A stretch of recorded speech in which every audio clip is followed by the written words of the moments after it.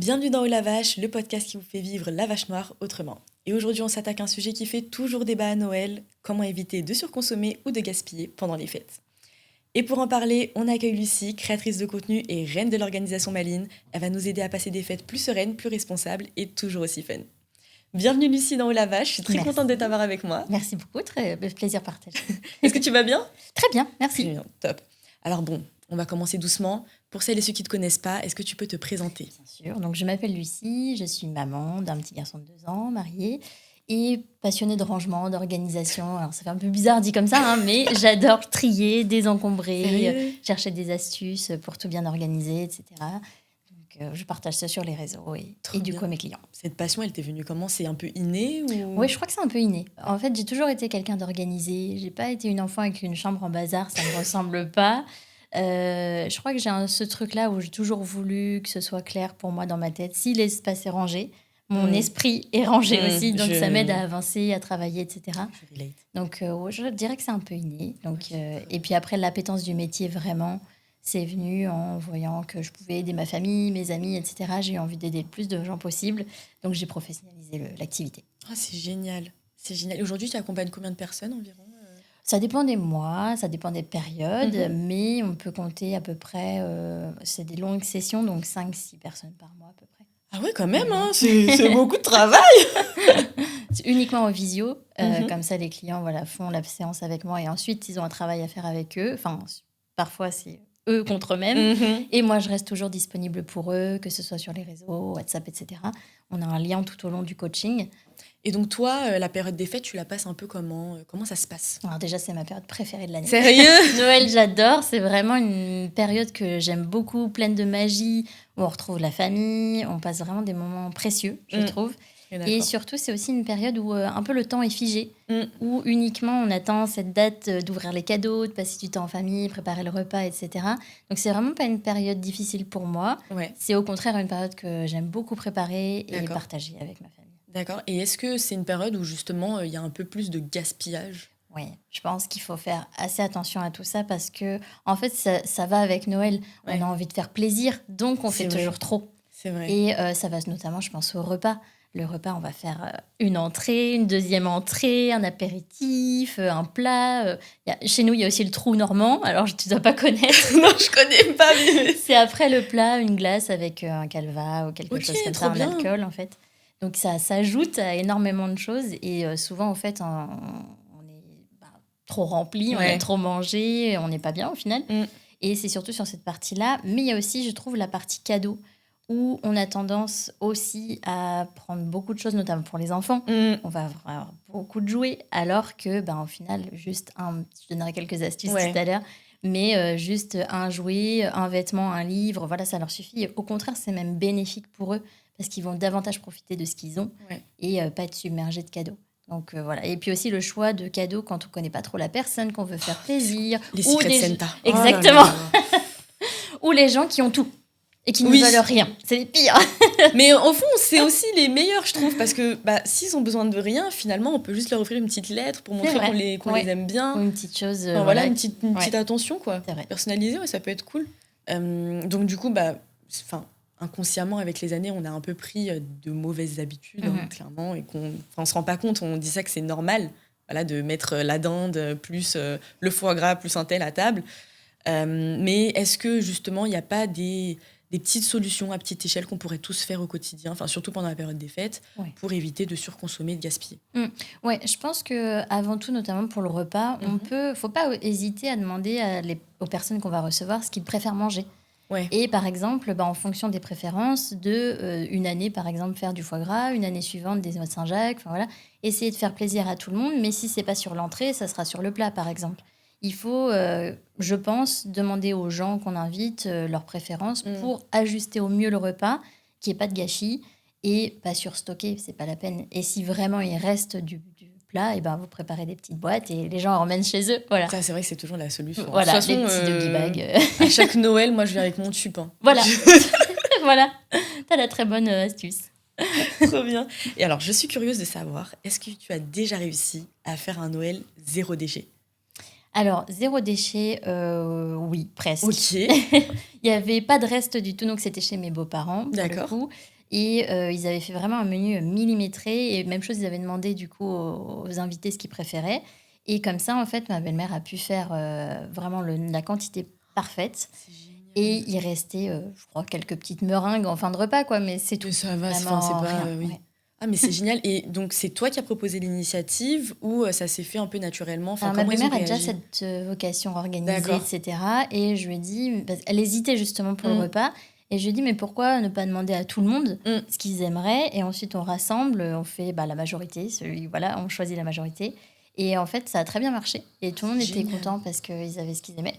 Ah, c'est Et génial. il n'y avait pas de reste au final. Donc maintenant, elle fait comme ça. Ah, c'est trop bien. Et au niveau des cadeaux aussi, ça s'est bien passé Au ou... niveau des cadeaux, en fait, on fait tous une liste tous D'accord. les ans. Donc, parce qu'on est toujours le même cocon, donc toujours le même foyer.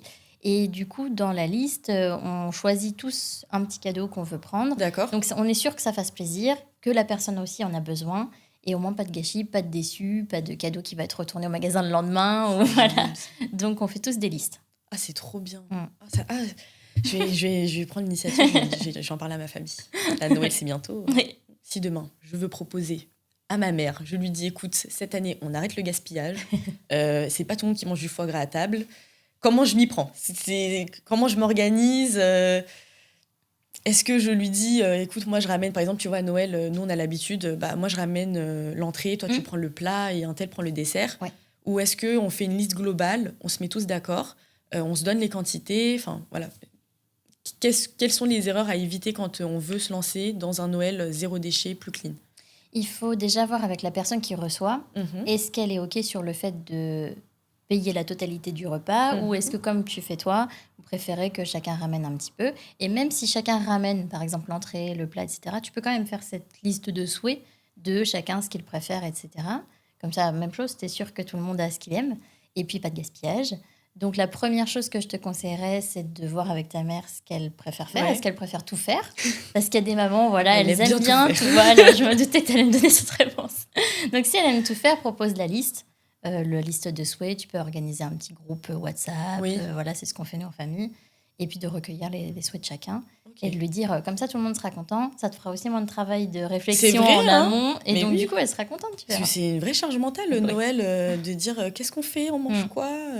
Il y a qui aussi qui Aussi. Et est-ce que ça t'est déjà arrivé d'offrir un cadeau et qui finalement, il plaisait pas? Offrir un cadeau qui plaisait pas, je crois pas que ça me soit Ok. déjà arrivé. En recevoir un, oui. Et qu'est-ce que Ça t'as m'est fait? déjà arrivé. Alors, j'étais pas déçue ou quoi que ce soit, mais je me suis juste dit, bon, d'accord, le geste est là, mais ça m'est pas forcément utile tout de Ok. suite. Quand c'est comme ça, j'hésite pas à ne pas garder l'objet parce que je suis pas du tout dans une phase de je garde chez moi, même si c'est un cadeau. Alors, c'est pas une phase facile, hein. Je sais qu'il y a des gens qui ont du mal avec ça et c'est Mais qui sont très complètement attachés ok. aux objets. Exactement. Ouais. Ou simplement à la personne qui leur Oui. a offert l'objet et ils ont peur de la blesser. Alors qu'en soi, non, ça va pas la blesser. C'est simplement lui expliquer si jamais elle pose la question. Bah, écoute, là, j'en avais pas forcément besoin, c'est pas forcément ce que j'aime, mais il y a pas de souci, j'apprécie le geste et voilà. Donc ça m'est déjà arrivé, mais de recevoir. Voilà. C'était quoi? Alors, ça date quand même un moment. Mais il me semble que c'était un t-shirt, ouais, je me souviens. C'était un t-shirt, c'était au moment de la Coupe du Monde. J'étais pas trop fan, voilà. Oh mince! Donc bon, voilà, je l'ai gardé un petit peu, mais après, non, je ne l'ai pas. Oh, c'est trop dommage. Oui. Au niveau des cadeaux, est-ce que tu as genre une idée cadeau qui plaît forcément tout le temps à quelqu'un, peu importe à qui, et tu sais que ce cadeau, il fera zéro déchet, il sera clean, dans son process de construction, de fabrication, ça reste clean et ça va forcément plaire à quelqu'un. Comme ça, nous, on fait un cadeau qui est utile et en même temps qui est responsable. Ouais. Moi, j'aime beaucoup les plantes vertes. Ouais. Il y en a des super là avec nous. Très bien. Si la personne aime les plantes, c'est hyper simple. Voilà, je sais qu'une plante verte, ça fera toujours plaisir. Voilà, au niveau gaspillage, etc. Il n'y en a pas avec les plantes. Et même si c'est quelqu'un qui n'apprécie pas forcément ou qui se dit ne pas avoir la main verte, il y a toujours des plantes qui survivent toutes seules, sans qu'on leur donne de l'eau, sans qu'on leur donne de l'engrais, voilà, et qui vont venir égayer un petit peu une partie de la maison, etc.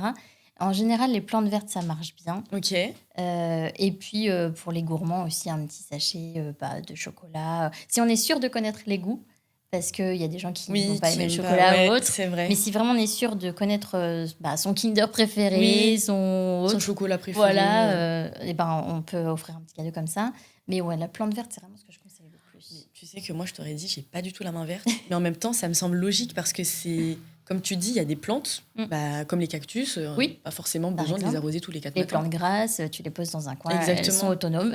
C'est vrai, en plus, ça habille vraiment bien. Il y a beaucoup de plantes comme ça. Ouais, ça fait de la déco, en même temps, ça rapporte de la chaleur. C'est ça. Et puis, tu as toujours ce petit truc de quand tu vois la plante, tu penses à la personne aussi. Bon, même si tu n'arrives pas à la faire maintenir ou quoi, c'est pas grave. Au moins, tu aurais essayé. Et finalement, une plante, c'est mieux qu'un bouquet. Hein. Oui, tu le gardes plus longtemps.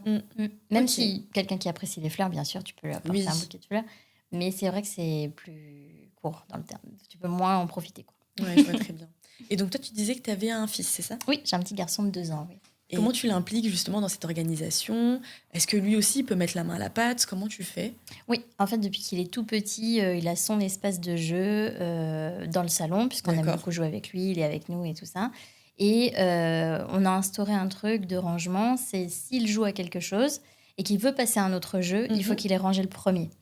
Et au fait, on lui a inculqué ça tout à fait naturellement, en lui disant « Ok, tu veux jouer au circuit ?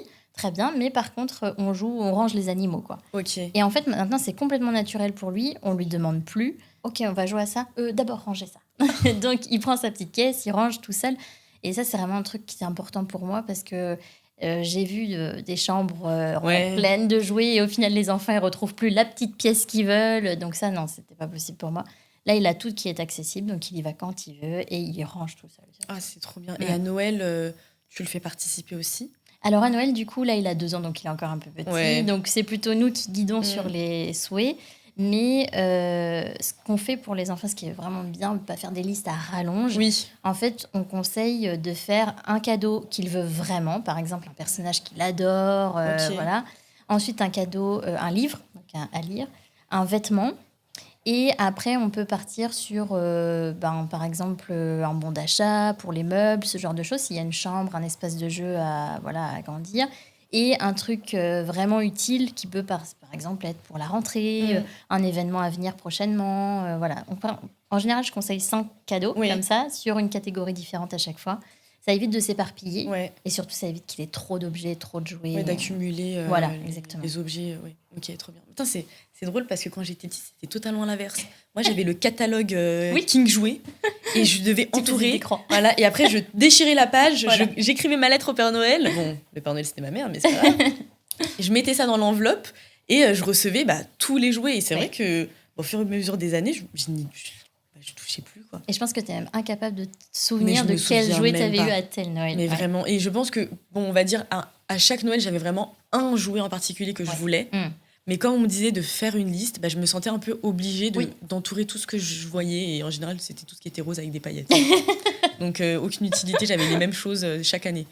Donc, c'est top comme astuce. Mais ça, c'est un peu aussi dans l'imaginaire collectif à Noël, il faut plein de cadeaux qui est du sapin. Moi, je me souviens, chez ma mère, mes parents sont séparés. Donc, chez ma mère, j'ai des demi-frères et sœurs, on est nombreux. Il y avait une tonne de cadeaux. Mais alors, oui, c'est magique, effectivement. Mais alors, c'était une charge pour ma mère de les emballer, les préparer, les mettre au pied du sapin. Enfin, tout ça, c'était vraiment hyper chargé pour elle. Et oui, il y avait l'effet waouh de mes frères et sœurs, et même de moi, quand on voyait tous les cadeaux au pied du sapin. On se disait, oh, incroyable ce Père Noël. Et puis en fait, au final, je voyais mes frères et sœurs commencer à jouer avec un jouet, puis au final repartir sur un autre. Et puis, vite, il faut ouvrir celui-là, il faut tester ça. Et en fait, ils profitaient de rien. Donc voilà, pour mon fils, je voulais vraiment pas ça. Même, c'est hyper stimulant, en vrai, pour les enfants, c'est trop. C'est trop. Et puis même, en vrai, pour les parents aussi, c'est lourd. Et puis financièrement. Voilà, financièrement, c'est plus léger, ça fait plaisir. Et puis on se dit, au moins, ça va tenir toute l'année. Exactement. Et on n'aura pas besoin de racheter que sais-je ou quoi. Ce qu'on peut faire, si vraiment il y a beaucoup de jouets, parce que chaque membre de la famille veut participer, et c'est normal, on peut le faire ouvrir à son enfant, mais à condition qu'il n'y en ait pas d'autres à ouvrir en même temps. Il en profite vraiment. Et une fois que c'est fini, le Noël est passé, on peut le stocker. Si on voit qu'il y joue un petit peu moins, on le stocke. On lui laisse vraiment le jouet coup de cœur. Et quand il commence à se lasser, on fait une rotation des jouets. En se disant, ça, il y joue plus trop, je le stocke. Mais je vais en sortir un autre qui va redécouvrir. Ça peut être un jouet nouveau et ça peut être un jouet qu'il n'a pas vu depuis 6 mois. Et il va le redécouvrir et il va C'est une super astuce, ça. Bon, alors, j'ai pas d'enfant. J'ai pas d'enfant, mais quand j'en aurai, j'y penserai. Trop bien. Et est-ce qu'il y a une petite recette ou un petit DIY que tu aimes bien faire à chaque Noël? Attends, je réfléchis. Oui, une recette que j'aime beaucoup faire, c'est les petits sablés de Noël. Ah ouais. Tout simple, cannelle, 4 épices, j'adore. Moi, je prépare la pâte au moins 2 jours avant, parce qu'elle reste le plus longtemps au froid possible. Et après, avec mon fils, on l'étale, et c'est lui qui fait avec les emporte-pièces. Comme ça, tu vois, il participe un peu. Voilà. Il participe en faisant les recettes, c'est trop bien. Pour récapituler, est-ce que tu peux nous donner 3 astuces organisation pour passer le Noël le plus responsable possible, sans pour autant que ça casse la dynamique? Ouais, le premier, c'est vraiment recueillir les souhaits de chacun pour le repas. Et les cadeaux aussi, ça marche aussi. Avec les enfants, essayer de limiter la liste de cadeaux à ce qui est vraiment utile ou à ce qui lui fait vraiment plaisir. Et un dernier conseil, astuce pour le jour J. Venez avec vos chaussons, vos chaussettes, venez à l'aise. Pas besoin de... Enfin, moi, c'est ma vision de Noël. On veut juste être ensemble. Ouais, alors, on peut se faire hyper beau et tout, parce que c'est l'occasion. Mais venez comme vous êtes chez vous pour être bien, voilà, et profiter de l'instant, surtout. Parce que les moments en famille, malheureusement, ils ne sont pas éternels. C'est ça la magie de Noël, finalement. Voilà, et c'est juste ça, en fait, Noël. C'est ce moment-là, on se retrouve tous. Bien sûr, il y a la magie des cadeaux, du sapin et tout ça, ça fait un ensemble. Mais le plus important, je trouve, c'est vraiment de profiter de l'instant. Ouais, donc, même si vous recevez, essayez de vous décharger au maximum en amont pour le jour J vraiment profiter. Trop bien. Écoute, merci beaucoup, Lucie, pour ces idées, ces astuces. Je pense que tu as sauvé le Noël de tout le monde. Et donc, pour les auditeurs et les auditrices qui veulent suivre ton actualité, où est-ce qu'on peut te retrouver? Alors, sur Instagram, mon compte lu.organisé. D'accord. Ou sur mon site aussi internet, luorganisé.fr. Top, ça sera en description. Merci. Merci beaucoup, Lucie, pour tous ces tips qui vont sauver notre mois de décembre. Et dans le prochain épisode, on parlera de recyclage avec The Second Life, une plateforme qui vous permet de donner une seconde vie à vos objets en centre commercial.